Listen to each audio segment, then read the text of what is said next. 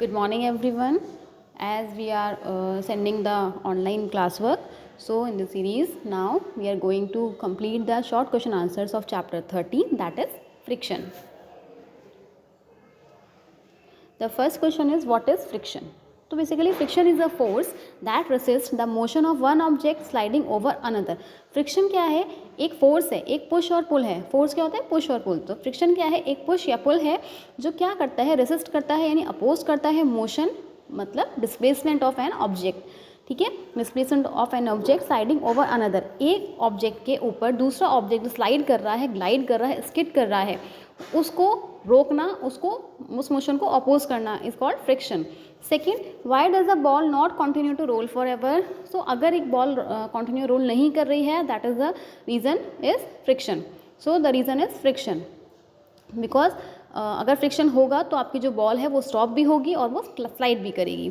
Third one is, how do we increase friction between two surfaces? हम दो surfaces के बीच के फ्रिक्शन को कैसे इंक्रीज कर सकते हैं?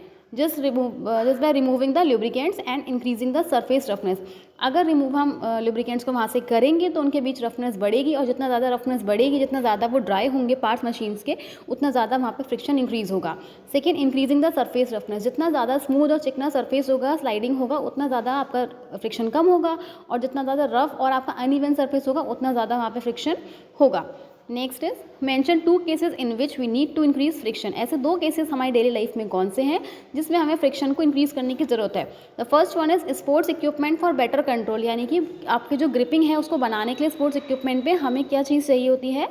फ्रिक्शन को इंक्रीज करना पड़ता है, ताकि हम जितना ज़्यादा बेटर ग्रिप कर पाएंगे उतना ज़्यादा अच्छे से हम उसको कंट्रोल कर पाएंगे स्पोर्ट्स इक्विपमेंट्स को. तो जितना ज़्यादा वो हमारी जो स्वेटी पाम्स अगर होंगी तो फ्रिक्शन हमारा क्या हो जाएगा? रिड्यूस हो जाएगा, वो चीज़ें हमारे हाथ से स्लिप हो जाएंगी.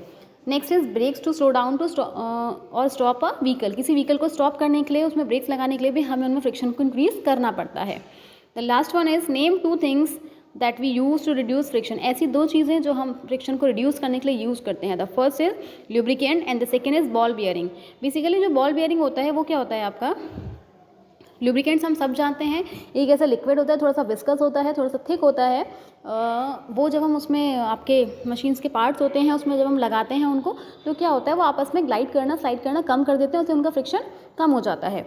ठीक है, जो बॉल बियरिंग्स होता है वो आपका कुछ पुली की तरह वर्क करता है, जैसे हम कुएं से रस्सी खींचते हैं उस तरीके की पुली से वर्क करता है. ठीक है, तो लुब्रिकेंट्स और ball bearings are use to reduce friction. Done. Next, homework is, fill exercise B, that is true or false in book, page number 118. Please do it in your science notebook and handwriting must be neat and clean. Thank you.